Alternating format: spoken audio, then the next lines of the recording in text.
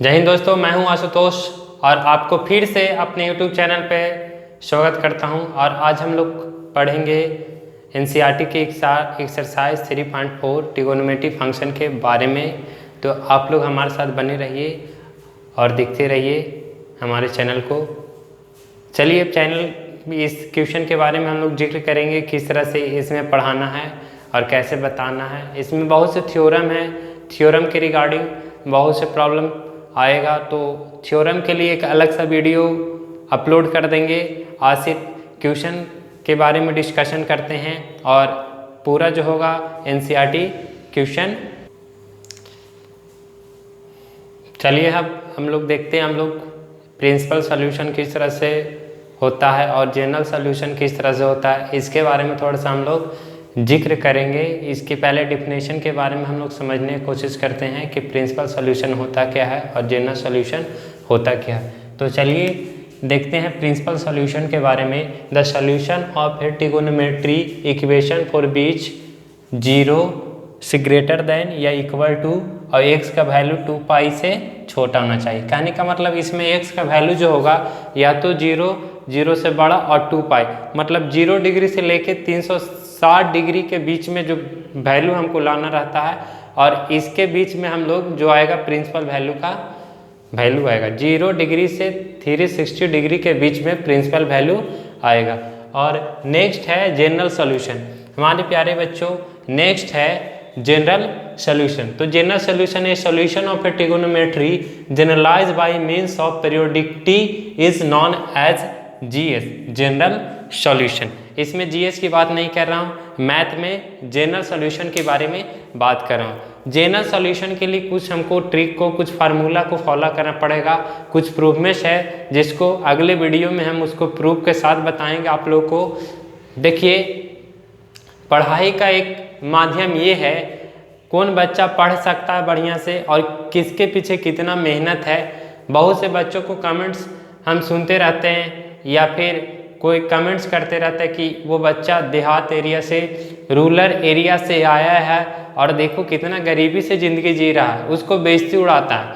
तो वैसे स्टूडेंट को मैं कहना चाहता हूँ और वैसे कहने वालों को कहता हूँ कि भाई देखिए, थोड़ा सा एक टॉपिक हम चेंज करते हैं और टॉपिक के बारे में थोड़ा सा कुछ बताना चाहते हैं कि देखिए, बहुत ही संगीन मामला है कि भेदभाव की नज़रिया से देखा जाता है। देहाती क्षेत्र के लड़का को और शहरी क्षेत्र के लड़का के बारे में थोड़ा बताना चाहते हैं। तो देखो बाबू, समझिए बढ़िया से कि एक देहात के लड़का के पास पैसा की कोई कमी नहीं है, या फिर टाउन के बच्चा जो भी है उसको कोई कमी नहीं, अपने हिसाब से सब देखते हैं। लेकिन जितना पैसा में शहर के छात्र, शहर के लड़का अपना पेट्रोल गाड़ी का खर्चा उड़ा देता है, उतना में देहात के बच्चा पढ़ लिख जाता है उस पैसा से। बुरा मत मानिएगा, ये रियलिटी बता रहे हैं, समझिएगा, बढ़िया समझिएगा, क्योंकि ये टॉपिक बढ़िया है। दो चीज़ें, स्टूडेंट को दो चीज़ों को परित्याग करना चाहिए स्टूडेंट लाइफ में, या फिर उसको यूज करिए तो एक डिसिप्लिन के साथ यूज करिए। आजकल देखिए ज़्यादा प्रभाव बच्चों पे पड़ रहा है मोबाइल का। तो मोबाइल को बच्चे लॉकडाउन में या फिर 2000 और पहले भी देखा जाए तो ज़रूरी काम के लिए कम और बेफुजली के लिए ज़्यादा यूज कर रहा। हेलो, कहाँ ही रे? अब नहीं था पर यहाँ पे ही आओ, पुलवा पर। हाँ, कोई काम है? कोई काम नहीं है, पहियो आओ न रे, मिले के मन कर रहा, आई ना जर सुन, चल निकल गया। तो मोबाइल अच्छा चीज़ है, उसको से पढ़िए, कुछ सीखिए, नया टेक्नोलॉजी सीखिए। लेकिन नहीं, कहाँ ही रे? तो पुलवा पर आओ। कहाँ ही रे? तो नहीं इधर, चल ना घूमे। सबसे बड़ा डिमेरिट मोबाइल का ये है कि आप बिना मतलब के कोई काम कर रहे हैं। दूसरा ये है कि बाइक मिल जाता है, मेहनत करना है, साइकिल चलावे पड़ता हमरा, बहुत मेहनत लगाओ साइकिल चलावे में ना। गाड़ी में तेल भराओ, जो भी बचल कुचल है डाल दो ओरा में, चलो घूम लेते हैं। इससे शरीर पे प्रभाव बहुत बुरा पड़ता है। साइकिल चलाने से बच्चों को सेहत बढ़िया रहता है और वो मेहनत करने के लिए अग्रसर होता है। काहे कि देखिए कंपटीशन एग्जाम में फिजिकली मजबूत होना बहुत ज़्यादा ज़रूरी है और आजकल के बच्चे फिजिकली कमज़ोर होते जा रहे हैं। तो कमज़ोर होने के कारण है यही सब चीज़ें। मोबाइल से माइंड डिस्टर्ब हो रहा है ज़्यादा यूज करने से, बाइक चलाने से शरीर को आप लोग रिलैक्स फील दे रहे हैं। तो इस समय में अभी मेहनत करने की ज़रूरत है और इस समय में आराम खोज रहे हैं, तो ऐसे सफलता हाथ नहीं लगती। चलिए अब हम लोग बात करते हैं क्वेश्चन के बारे में। हम लोग बात करेंगे प्रिंसिपल सॉल्यूशन 0 डिग्री से 360 डिग्री के बीच में होता है और जनरल सॉल्यूशन के लिए हम फार्मूला लिखाते हैं। चलिए कुछ इंपॉर्टेंट थ्योरम है जिसके बारे में हम लोग बात करते हैं कि जब दिया रहे क्वेश्चन में दिया रहे कि साइन थीटा इक्वल टू 0 तो then theta equal to n pi होता है। इस फार्मूला के तौर पे इसको याद करिएगा कि साइन थीटा इक्वल टू 0 तो थीटा का वैल्यू होगा n pi, cos theta equal to 0 तो थीटा का वैल्यू होगा 2n प्लस 1 पाई बाई 2 और जब tan थीटा बराबर 0 तो थीटा बराबर n पाई। चलिए इसको हम लोग क्वेश्चन के लेकर के समझाते हैं। इस पर क्वेश्चन लेते हैं कि अगर क्वेश्चन दिया जाए कि sine 2x equal to 0, sine 2x equal to 0 दिया जाए तो यहाँ पे हम लोग लिखेंगे कि 2x, देखिए यहाँ पे थीटा ई है तो यहाँ पे थीटा ई हो जाएगा, 2x यहाँ पे थीटा हो जाएगा। साइन 2x इक्वल टू 0 दिया रहे तो यहाँ पे थीटा ई हो जाएगा, तो 2x इक्वल टू हम लोग लिखेंगे n पाई और यहाँ से x का जो वैल्यू होगा n पाई बाई 2, यहाँ से x का वैल्यू जो होगा n पाई बाई 2। इस तरह से हम लोग लिख सकते हैं n पाई बाई 2 और where n belongs to i। उसी तरह से एक और एग्जांपल ले लेते हैं। इस तौर पे एक और एग्जांपल हम लोग देखते हैं कि बाय द वे दिया रहे कि cos 2x इक्वल टू 0 तो यहाँ पर हम लोग लिखेंगे 2x equal to 2n plus 1 pi by 2, then x equal to हो जाएगा 2n प्लस 1 और पाई का पाई और 2 2 जा 4, तो 2n प्लस 1 पाई बाई 4 और n बिलोंग्स टू i। तो इस तरह से हम कर सकते हैं, लिख सकते हैं। तो इस फार्मूला को लिख लीजिए, ये फार्मूला बहुत ही इंपॉर्टेंट है। इसके बाद और भी टॉपिक्स है, थ्योरम है जिसके बारे में हम जिक्र करते हैं। देखिए थ्योरम सेकंड हम लोग देखेंगे। देखो चला, जब पढ़ाई करते हो तो पढ़ाई के समय नो फोकस बाजी, देखा हुआ में रहेगा ना तब बहुत झमेला में फंस जाओगे। देखा हुआ में ना रहेला खाली, बस देखा हुआ में नहीं रहना है। आजकल जे शहरियन के लइकमन बोला ना है कि अरे साइकिल से जा रहा ले, देखी बूढ़ा नियन जा रहा ले पढ़े, ता वो कुछ जवाब न देता है। जवाब देगा कब? 5 साल बाद और से मिल यहीं, जब वो लाल बत्ती से आते ना और तू यहीं वही वाला गाड़िया से देरा से घूम रहा नहीं अभी और से यहीं, तब तक नहीं तोरा समझ में तो कि का होगा। सीरियसली पढ़, सीरियसली तब कुछ हो। तब देखिए नेक्स्ट टॉपिक देखेंगे हमने, साइन थीटा बराबर साइन अल्फा। साइन थीटा बराबर दिया हुआ है साइन अल्फा, तो थीटा बराबर n पाई प्लस -1 के power n alpha. Cos theta बराबर कॉस अल्फा रहेगा तो थीटा बराबर 2n pi plus minus alpha, और टेन थीटा बराबर टेन अल्फा तो थीटा बराबर n पाई प्लस अल्फा। देख ये फार्मूला लिख लेना, एकदम थ्योरम है, ये थ्योरम को याद कर लेना। एरा पर देखो क्वेश्चन बताते हैं एग्जाम्पल लेकर के। जैसे मान लिया दिया रहे कि साइन x बराबर 1/√2, साइन x बराबर 1/√2। तेरा देखो सॉल्व करेंगे, एरा सॉल्व करेंगे साइन x और 1/√2 पता है कितना डिग्री के वैल्यू होता है, बोलो जल्दी। 1/√2 कितना डिग्री के वैल्यू है, तो साइन पाई बाई 4 के वैल्यू है।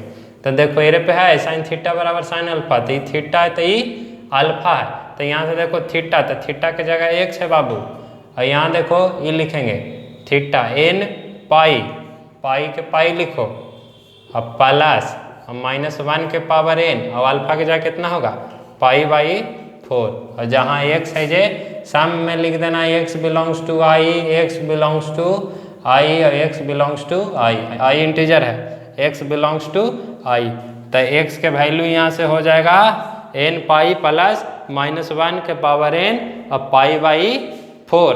ये थ्योरम के समझ में आया कैसे करना है जे, लिखो इसको। अब आगे देखते हैं हम लोग, देखो एक और देख लेते हैं। ये सब जितना बता रहे हैं सब जनरल सॉल्यूशन के फार्मूला, प्रिंसिपल वैल्यू बताएंगे तब आराम से। ये सब जितना बता रहे हैं वो पहले थ्योरम बताएं और ये दूसरा है, दोनों है जो जनरल सॉल्यूशन के बारे में। दूसरा देखो एक बार ले लेते हैं क्वेश्चन की, मान लो cos थीटा बराबर दिल है 1/2, cos थीटा बराबर 1/2 दिल है, तो यहाँ से देखो लिखोगे cos थीटा बराबर कितना डिग्री के वैल्यू होता है, तो ये 60 डिग्री का होता है, तो cos π/3। तो यहाँ से देखो थीटा की जगह हमने लिखे कितना, थीटा की जगह लिखाएगा थीटा और यहाँ ये अल्फा का वैल्यू और ये देखो होता है कितना, तो 2n pi plus minus alpha, alpha की जगह कितना π/3 और x बिलोंग्स कर रहा ए। तो यहाँ पर लिखेगा कि जनरल सॉल्यूशन ऑफ इतना इज इक्वल टू इतना, ये जो निकाल रहे हैं वो जनरल सॉल्यूशन है। तो थीटा का value 2n pi plus minus π/3 x belongs to i, ये जो निकाल रहे हैं वो क्या है जनरल सॉल्यूशन।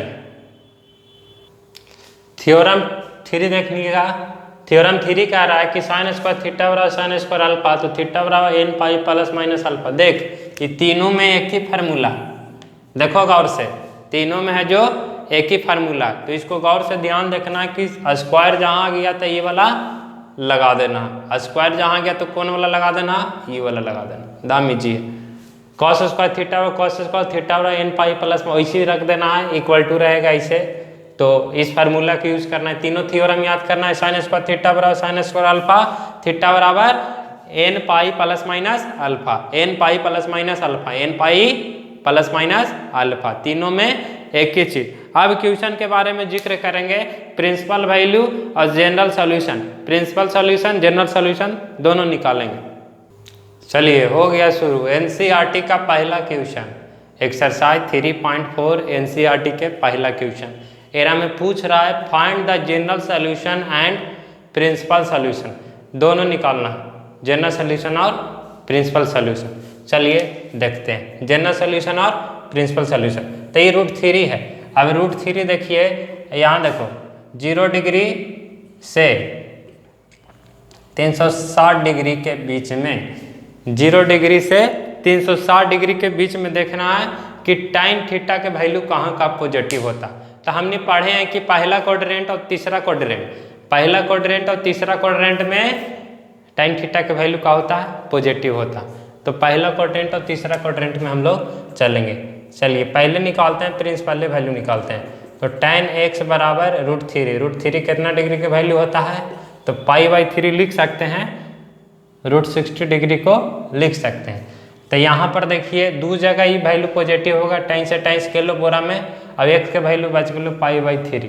तो यहाँ पे ये ध्यान देना है कि कहाँ कहाँ पॉजिटिव होता है। तो पहला क्वाड्रेंट, ये कौन क्वाड्रेंट में है, पहला क्वाड्रेंट में, ऐसे लिख सकते हैं। या फिर एक और होता है दूसरा क्वाड्रेंट, तीसरा क्वाड्रेंट। तो तीसरा क्वाड्रेंट में कैसे होता है, फार्मूला पढ़ा होगा tan पाई प्लस π/3, ये भी पढ़े होगे, जरा गौर फरमाइएगा। tan pi plus π/3 equal to tan π/3 होता है। ऐसे भी लिख सकते हैं, ऐसे भी लिख सकते हैं और ऐसे भी लिख सकते हैं, दो तरीका से इसको लिख सकते हैं, कोई दिक्कत। तो देखिएगा इसको दो तरीका से लिख सकते हैं। तो tan x बराबर लिख सकते हैं tan π/3, या और लिख सकते हैं tan पाई प्लस π/3। तो यहाँ से जब चलेंगे ना हम लोग, तो tan से tan कटता है, x के वैल्यू यहाँ से दूगो, एगो आवेगा π/3 और एगो आवेगा यहाँ देखो 3 पाई और पाई 4 π/3। तो यहाँ पे बोल सकते हैं principal value, principal solution of tan x equal to √3 is π/3 और 4 π/3। ये हो गलो प्रिंसिपल सॉल्यूशन।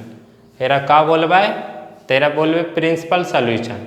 क्लियरली है, ये हो गया हमारा प्रिंसिपल सॉल्यूशन, ये हो गया प्रिंसिपल सॉल्यूशन। अब बात करेंगे जनरल सॉल्यूशन के बारे में। चलिए